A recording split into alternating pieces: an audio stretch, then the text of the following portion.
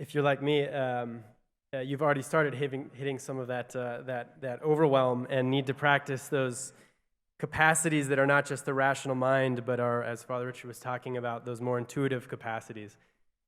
So as we lead our way into this content further over the weekend, I'm going to introduce some members of our program design team at CAC. We've been going through this process of reflecting as an organization on how do we take this synthesizing, beautiful vision that Father Richard has dedicated his life to, drawing from the depths of our own tradition and offering something that we feel can be in service to the needs of our world and to each of us. And the program design team is really an embodiment of what we at CAC hope to be as an institution, of partnering with these incredible teachers and coming as peers to all of you, because we are peers of all of you who are similarly trying to struggle our way through this work and in our own journeys. And so this panel is actually going to be discussing the practices that some of which they have been found most useful in their own lives, and some of which we'll be showcasing throughout this weekend as ways of accessing those more intuitive capacities beyond our rationality that can be in service to the ways that we integrate these messages. So by way of introduction, the panel will include Kirsten Oates, who's our managing director for program design and faculty relations. She's a graduate of the Living School, and she's responsible for ensuring our programs are aligned with our lineage as Father Richard and our other teachers have developed it. She's going to be joined by two other members of our program design team, Paul Swanson, who actually was the director of curriculum at the CAC that helped design the first courses in the Living School, so he's not technically a graduate of it, but you could say he's probably graduated from it. And Bree Stoner, who was in the first cohort of the Living School, who will also be leading our musical practices over the course of the weekend. And then our team has the honor of being joined today by a dear friend, Teresa Pasquale Mateus, a trauma psychotherapist and executive director of the Mystic Soul Project. She's a graduate of the NYU School of Clinical Social Work and also CAC's Living School. She's a yoga teacher and author of a book that you can get in the bookstore, Sacred Wounds, A Path to Healing from Spiritual Trauma. Mystic Soul is an event that we are very proud to be sponsoring as the CAC, that Teresa and a team is hosting, that's a space that's led by people of color and looking at how people of color have engaged in contemplation and action in spaces that are designed and led by them. So they'll be presenting as students of the contemplative path and sharing from their own experience in the hope that you might be able to find yourself in some of their stories and encouraged by some of their struggles and perspectives as well. So come on up.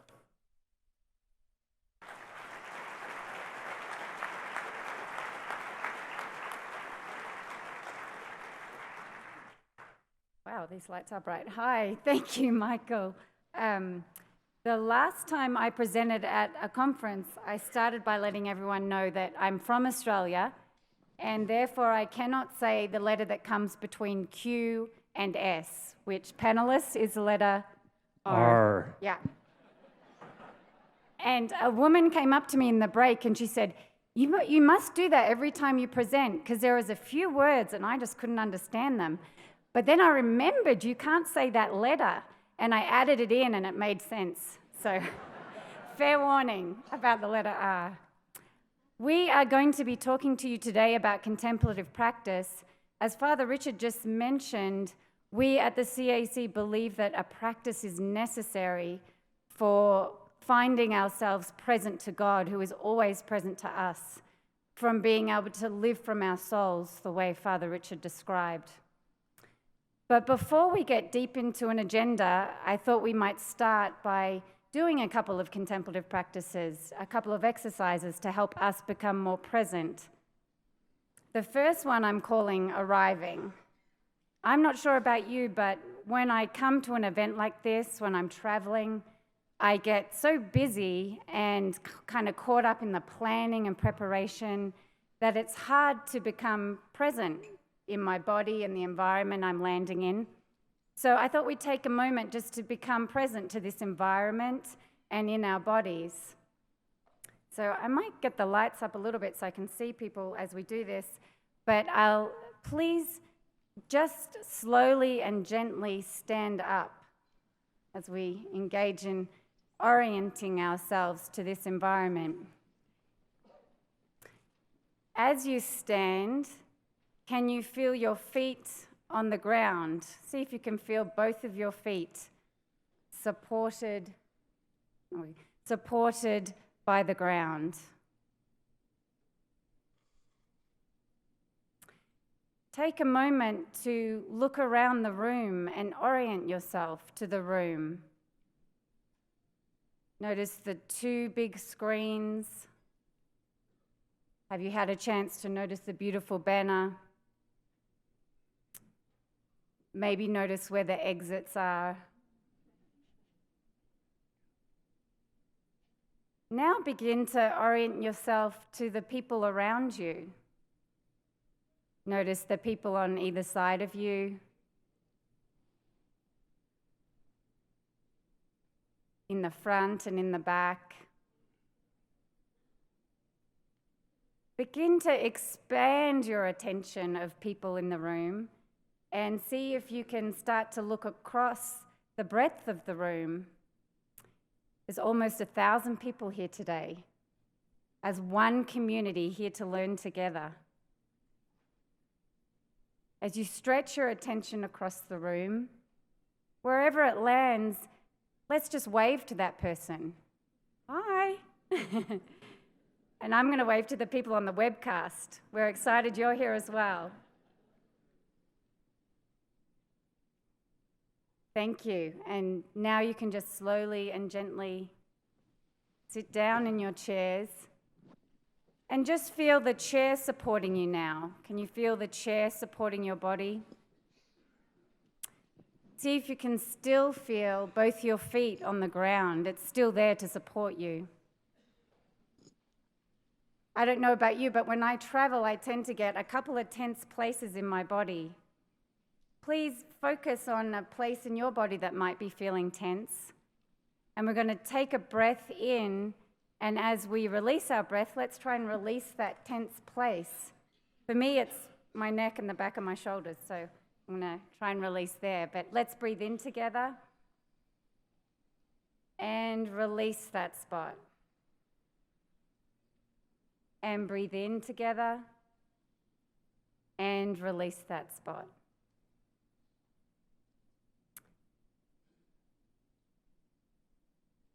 The second exercise I'm going to lead us through, I've called deepening.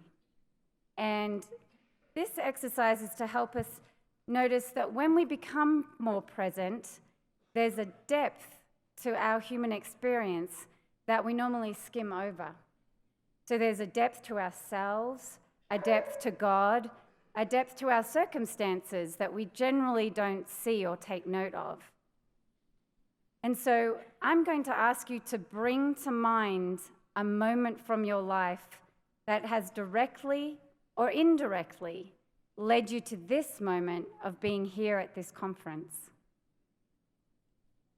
Things might be starting to come to mind right now, and they may be surprising things, they may be happy things, things that include friends and family. For some of us, the things that come to mind may be sad, may have included suffering. I'm going to pause and let you bring that moment to your mind.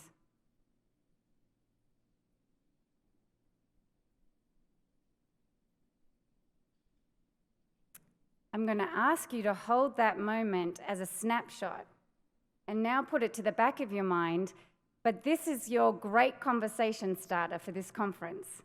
So as you're getting to meet new people over lunches and dinners and in the hallways, here's your first question. I'd love to hear about your moment, a moment from your life that brought you here.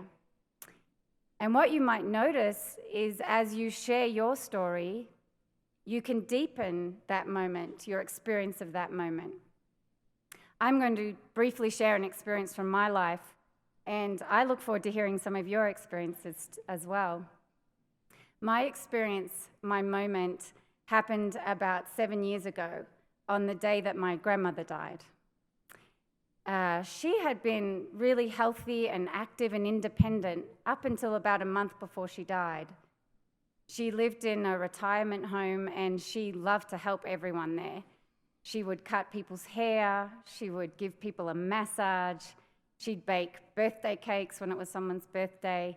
She took out people's trash, we call it rubbish in Australia. She took out the rubbish for people who weren't able to do it. She loved to help people. She was also very spiritually inquisitive, and she was a member of a number of different spiritual groups.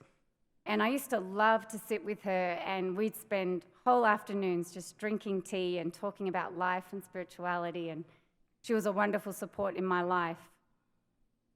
She got ill suddenly, was taken to hospital, and her condition was terminal. So she went straight from hospital to hospice, where she was there for about 3 weeks.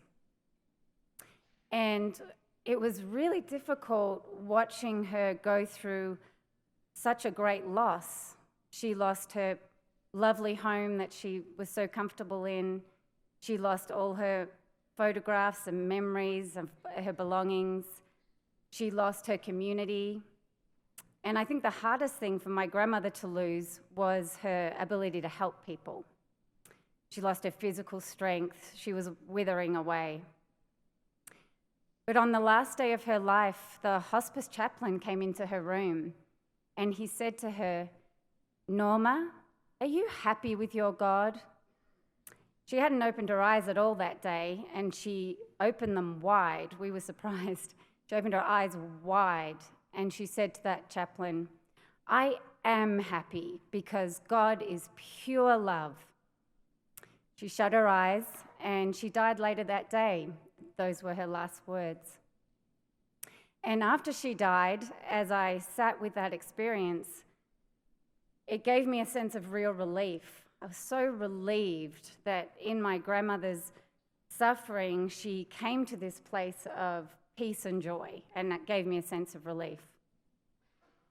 As I sat with it a little bit longer, I was so struck by the sense of loss that I witnessed, loss almost to complete emptiness. And at that point of almost complete emptiness, up came this fullness of God's presence. And it made me question everything about our relationship with God. Over the coming months, I sat with it as I was grieving my grandmother with that statement.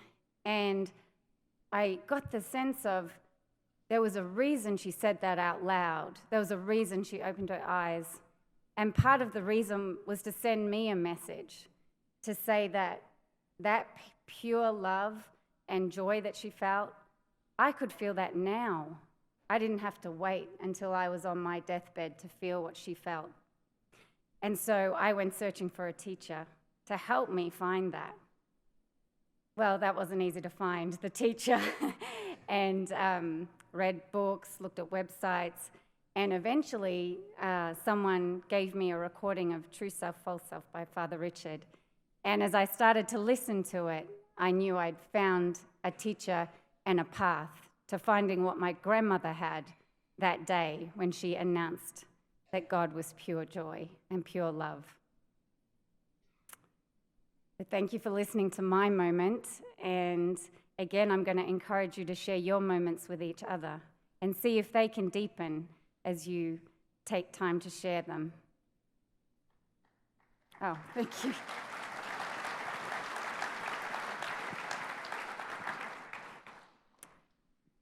Okay, so on to our agenda. The slide's working, yes. As Michael mentioned, we're here as students of the contemplative path, and we are committed to a daily practice. Most days, right, panelists? Most days.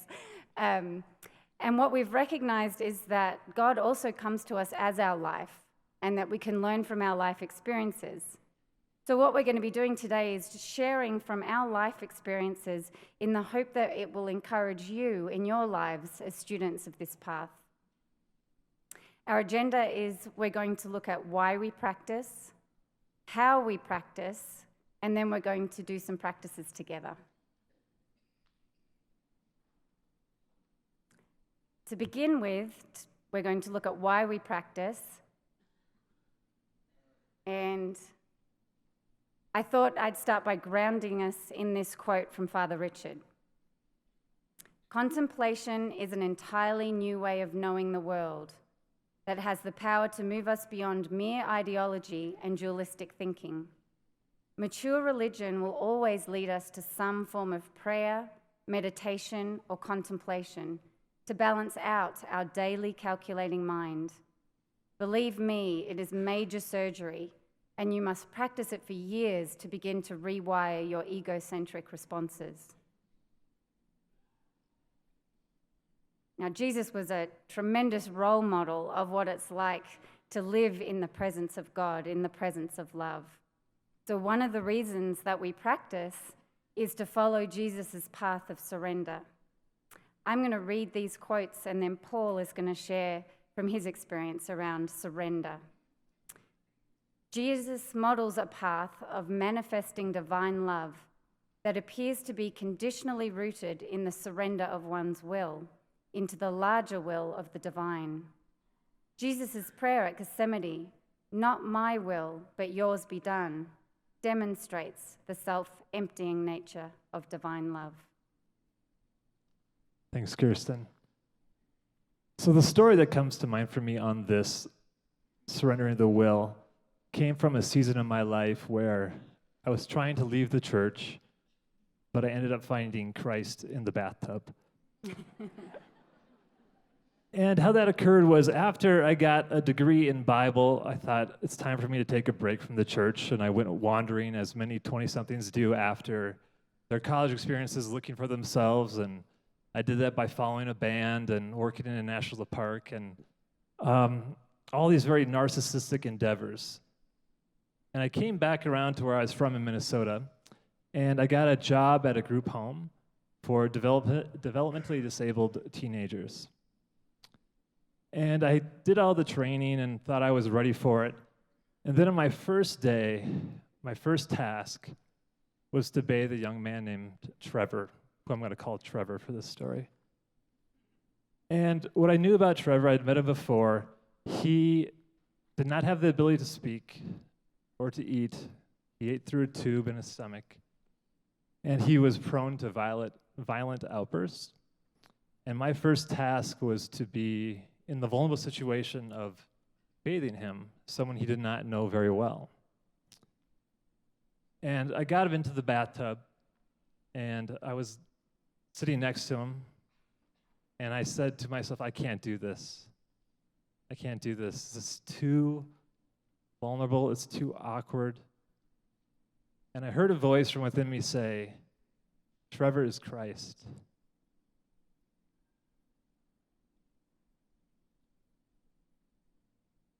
And in that moment, there was a shift. I saw Trevor as Christ. I saw my own opportunity to serve, to wash Christ.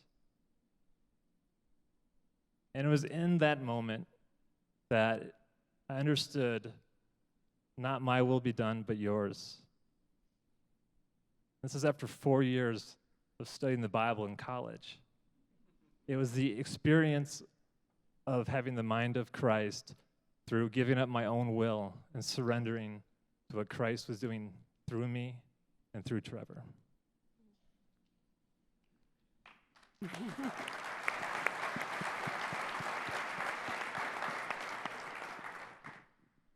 Wow. When we have powerful experiences like that, and you can sense the power in that experience, we start to feel the contrast between that sense of being surrendered and aligned with love and the will of God, and the other ways we operate, when we can be selfish and controlling, manipulative, and that contrast starts to create a desire to want to be more surrendered, to be sustained in that state of surrendered will. And this is where contemplative practice becomes necessary. Contemplative practice helps us open ourselves to having our mind changed, to have the mind of Christ, to be able to be present to the kingdom of heaven here and now.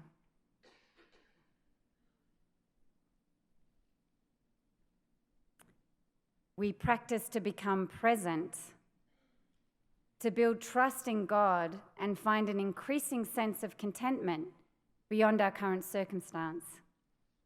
This enables us to be present to each moment without the need to control or change it. And Bree's going to share from her experience. When I first started the living school, I was so excited to be there. It was my first day. And I have 2 little ones at home, and at the time, they were 3 and 10 months. So as you moms are doing the math, I was still breastfeeding, so I had to keep up my milk supply. So what do you do when you travel? You have to do this really humiliating task called pump and dump. And you have to run to the restroom every few hours to, sit there and, your breast pump's going, and you're just kind of sitting there awkwardly while people are looking at you like, oh, hi there. So I was, over the course of the day, beginning to feel a little frustrated because I'm running back and forth between sessions in the bathroom, and I'm listening to all these conversations of so many of my cohort who were retired and had all this time to go for long walks in the woods, to shower, to have multiple prayer sits a day, and go on pilgrimages to Assisi. And this is not my reality, so I'm starting to ask myself, is this path even available to somebody at my age when I have so many demands on my life, and I'm trying to work, and I'm a mom, and this is kind of building inside me, slow burn, and I finally get to this class at the end of the day with James Finley, one of our core faculty. For those of you who know him, this is not going to surprise you at all. And I raise my hand and I say, Jim, this sounds great, but where is the icon of the mystic with one baby on the hip, a screaming toddler at their legs, stirring a pot to make dinner, and a laptop open trying to get work done? Because that's my patron saint.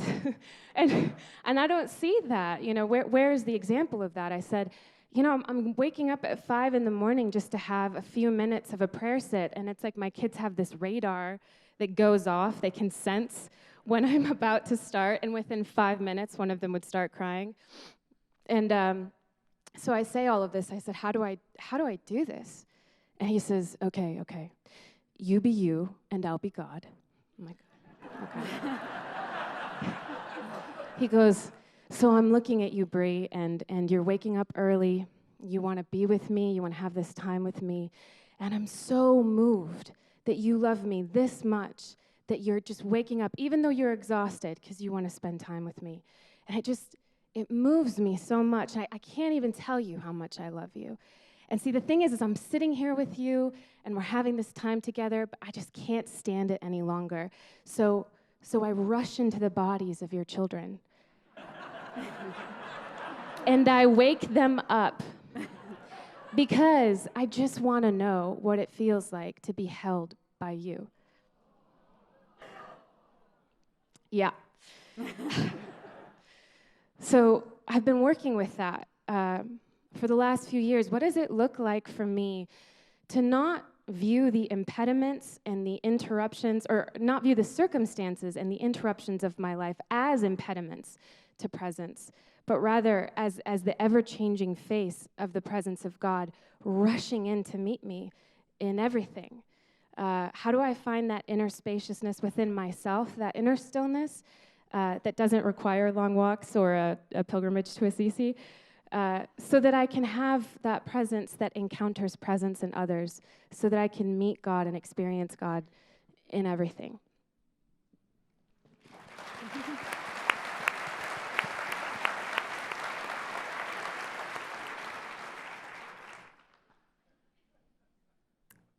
We also practice to experience the union that Father Richard talked about. Jesus never taught that we were separate. And from John, Jesus said, I have given them the glory that you gave me, that they may be one as we are one, I in them and you in me, so that they may be brought to complete unity. I have 2 quick stories of an experience of unity or union. One took place when I was on vacation in Oregon, and we stopped at a little town on the coast where the whales migrate really close to the coastline. And we were in a beach inlet, and a whale came into the inlet by itself, a single whale. and it started to breach in the ocean. And I was mesmerized. I had my eyes fixed on it, and it was breaching up and down. And there came a point where I had this experience of no separation between me and the whale. There was a feeling of I am the whale, and I could feel the water supporting me and the breaching movement, and I felt like the whale was me watching myself in the ocean as the whale. When the moment ended, I felt a new sense of connection to nature and a new sense of safety about being in the world. My second experience of union happened when my sister and her young son, Samuel, he was 6 months old at the time, contracted E. coli. And they'd been in hospital for about a week being treated, and I Skyped them when they got home. And I could just sense this great depletion that they'd both experienced. And more than that, I could see my sister really struggling to be energized and loving towards Samuel. She was so depleted. And Samuel had lost his joyful little grin that would help to energize my sister, and he looked like he'd experienced a lot of pain. Hung up Skype, and I went to my husband and I said, I need to go to Manila. That's where they were, in Manila. I said, I need to go to Manila. And my husband, fortunately, is very supportive, and so we booked me a ticket, and I flew many, many hours and made it to Manila. And then had this amazing experience of unity, being in a circle of union with my sister and her son, where I just tried to channel the love that I knew my sister had for Samuel. And as I did that, Samuel's smile started to return, which started to re-energize my sister. And there was a way that we were being resourced together. And by the time I left, they had reconnected. Samuel was smiling, my sister was energized. And for me personally, I was not able to have my own children. So I felt like I'd had the gift of a period of being a real mother, and I was so grateful. Yeah.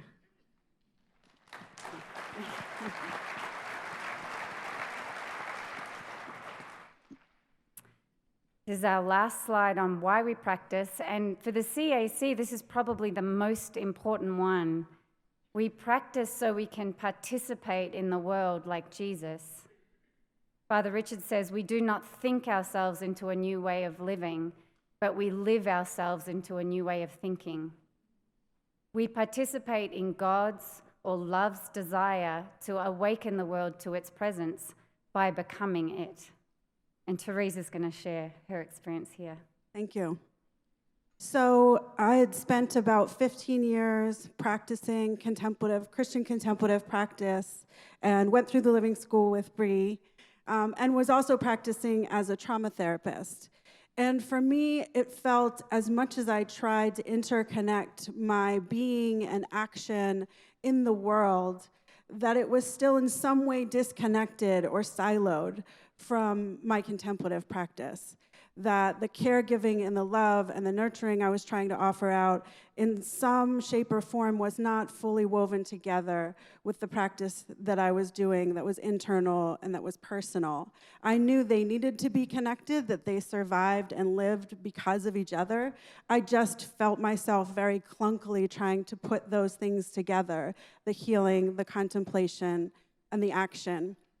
And then this past year, over Thanksgiving, I went to Standing Rock. Does everyone know what Standing Rock is, for the most part? Yes. So the movement to try to struggle against the pollution of the water supply on Lakota land at Standing Rock, against the Dakota Access Pipeline, called by the Native people the Black Snake. So I went over Thanksgiving to this community, feeling drawn there, both as a healer, that I was going to be providing trauma care, but also something about the nature, the essence of spiritual community. And showing up in that space, seeing direct action training happening every day alongside the sacred fire and the water where prayer flowed steadily from one to the other. seeing the spaces where people were sharing meals in community with one another and just living side by side, sent me into a space of remembering something I didn't know I had forgotten that was ancient about the interconnection, not the siloed nature of these things moving together. And then on the first morning, I woke up a little bit alarmed at the fact that my tent had what would have been condensation in warmer weather, but was actually frozen water all above and around me. And although I have indigenous lineage, I think that part of me that knows how to live outside in a teepee is highly dormant. So I was a little worried about being so cold and surrounded by ice inside the place that I was staying. But I was brought to a very quick awakening by the sound of a megaphone as two men drove around on the back of a pickup truck, shouting to everyone throughout the entire camp for about an hour, pre-dawn at about 5 a.m. Relatives, wake up. It's time to pray. This is what we're here for.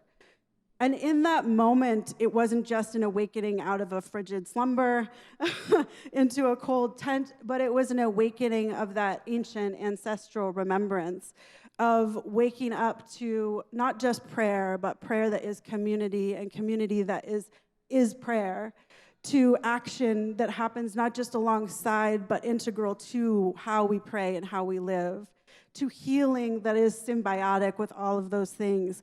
And somehow in that moment, it all made sense that it worked together, and it didn't make sense at all that they had been separated out from each other in my life up until that point. And it made me hold that space as sacred in a way that I couldn't even fully identify. It brought alive a part of my mystic understanding and being that brought everything into wholeness, into what one of my colleagues calls en conjunto, the togetherness, or what the Lakota people call mikasuye oiwasin, which means we are all related, we are all connected. And it made me realize not to take away and appropriate the Lakota tradition and lineage of the way that they practice community in that way, but a deep yearning and calling to remember in my own lineage, in my own ancestry, how to embody that full nature of being with one another, living with one another, praying with one another, action with one another, healing with one another, that was no longer separate, but was all part of one whole.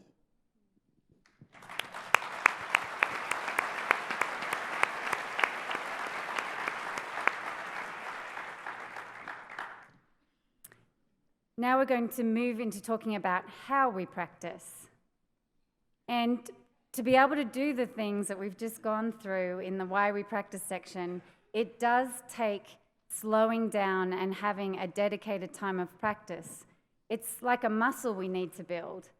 It doesn't come naturally. And so just like we exercise and build our strength and stability muscles, we need to slow down and take some time to build our contemplative muscles. Once we do that, we can take those muscles back out into the world and be busy. There's nothing wrong with busyness, but we need to take this dedicated time to get us there. We're going to go through some components of contemplative practice, and these I've pulled together from what I learned as a student of the Living School. But throughout this conference from our other teachers and over time, you may find some other components that are just as useful for you.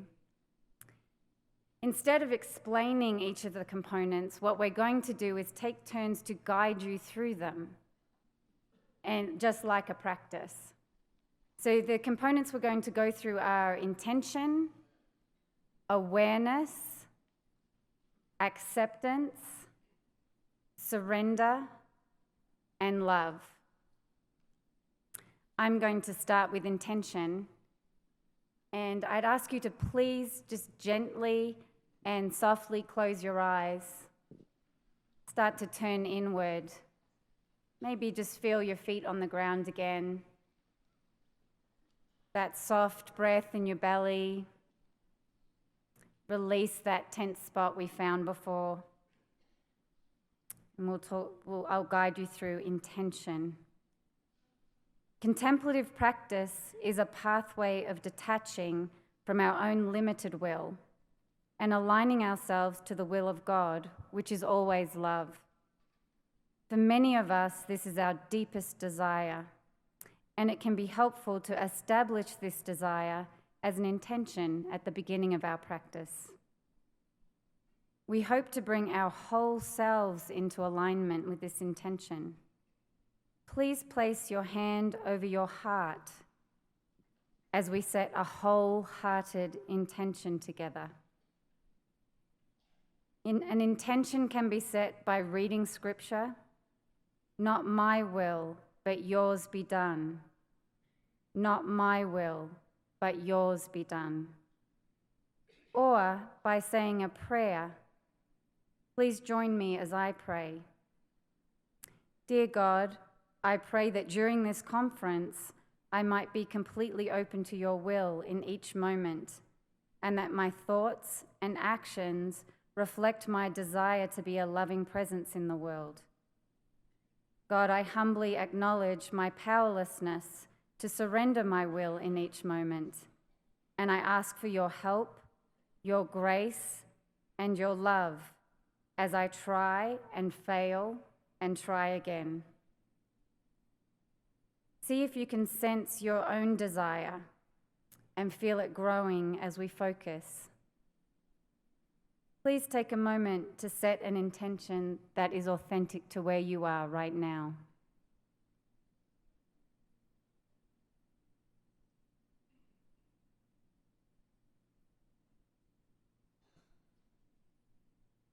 Awareness. As you continue to hold your hand over your heart with your eyes gently closed, just bring your attention in on your breath, noticing your inhales and your exhales, noticing the way the oxygen moves in and out of your lungs, the essential root and place of our life force, our breath. Also the essential rooted space where we are connected to one another, where the oxygen that I breathe in is made up of the air created by those around me, where the oxygen I breathe out is fed back out into the community that surrounds me. Become aware of the breath as it moves through your body, slowly bringing your hand down from your heart to your belly, noticing the breath filling up your abdomen with every inhale, like a balloon filling up with air. And on every exhale, noticing your belly moving in towards your spine, releasing all the air to be shared back out in community with one another.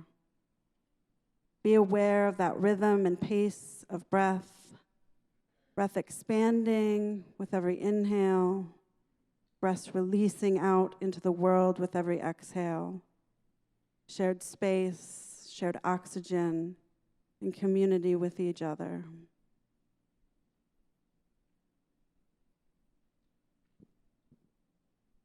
Acceptance. With your eyes still closed, move your hand to your legs, palm up, in a gesture of acceptance. As we sit here together as a group of 1,000, with our eyes closed, rubbing shoulders with strangers and friends, maybe new friends, yeah, we accept all the fears and anxieties and joys that come with it. With whatever arises, whether it's a joy that you left behind or the sorrow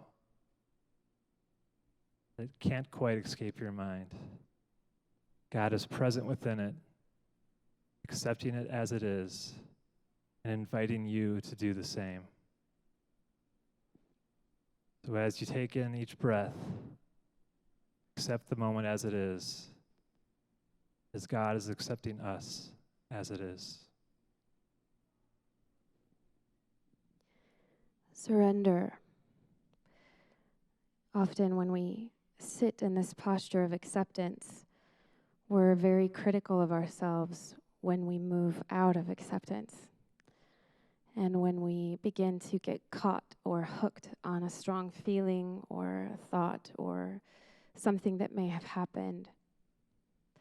But just as we've been talking about, this process is one of exercising this muscle so that we can be able to move into this place of acceptance, so that we can let go.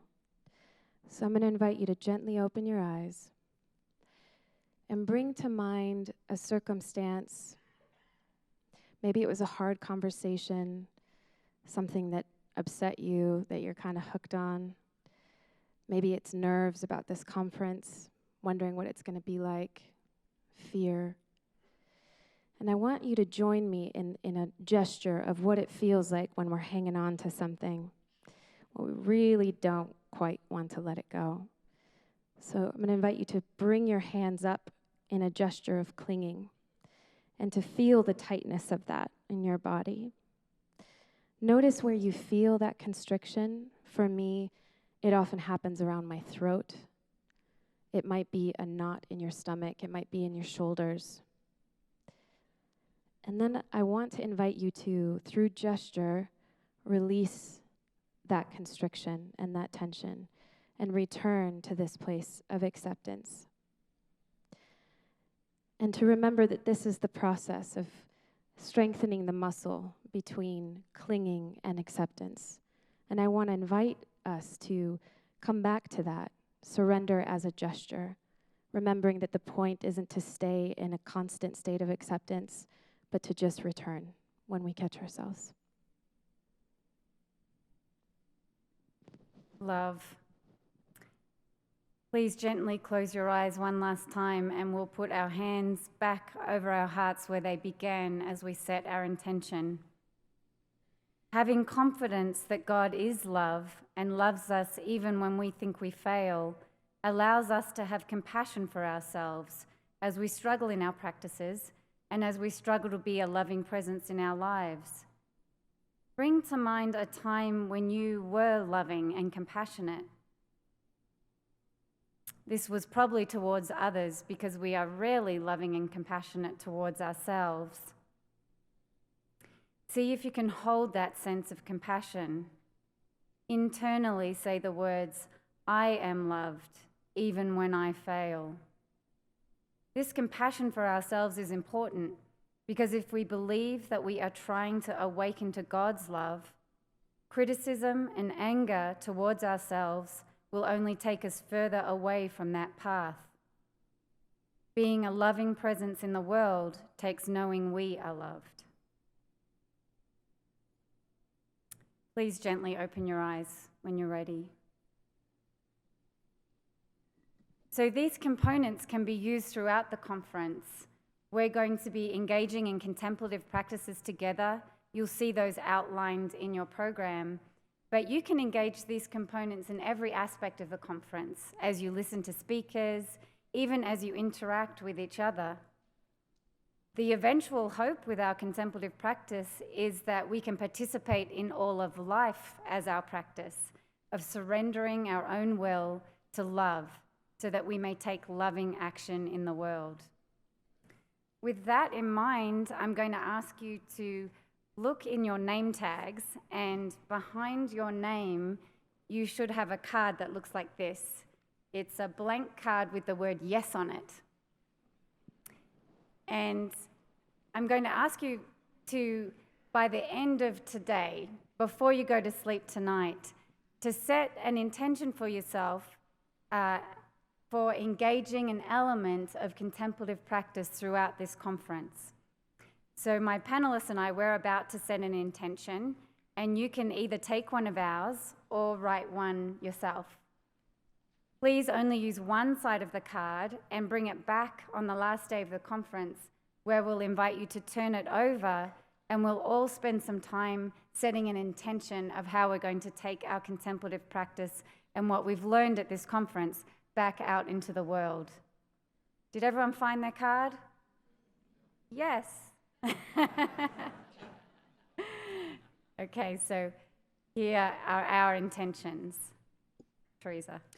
So my intention, as I've spoken about community and awareness for me, is to really pay attention to time and community with one another for myself.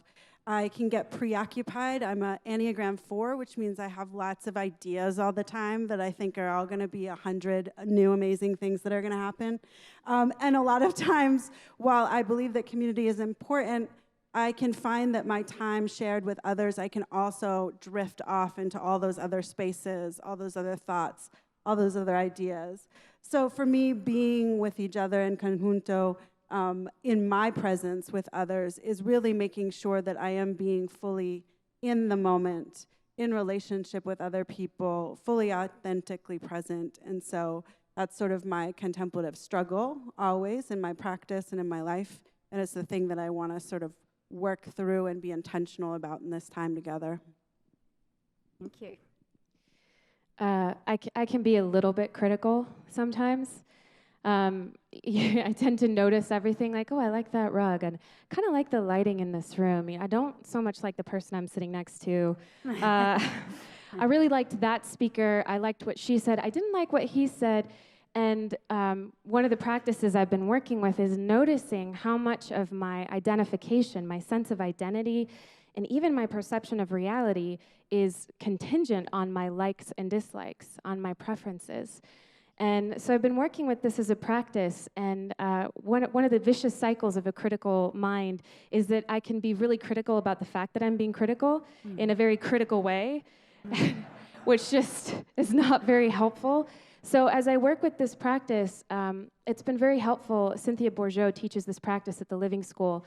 She says, try to take a posture of playfulness, of curiosity, to just notice when you catch yourself in like and dislike, see if you can drop down beneath that preference to a more spacious place that can, as I was saying earlier, learn how to be present to every circumstance, whether you like it or not, as an opportunity to experience the presence of God. Thanks, Bri. I like that.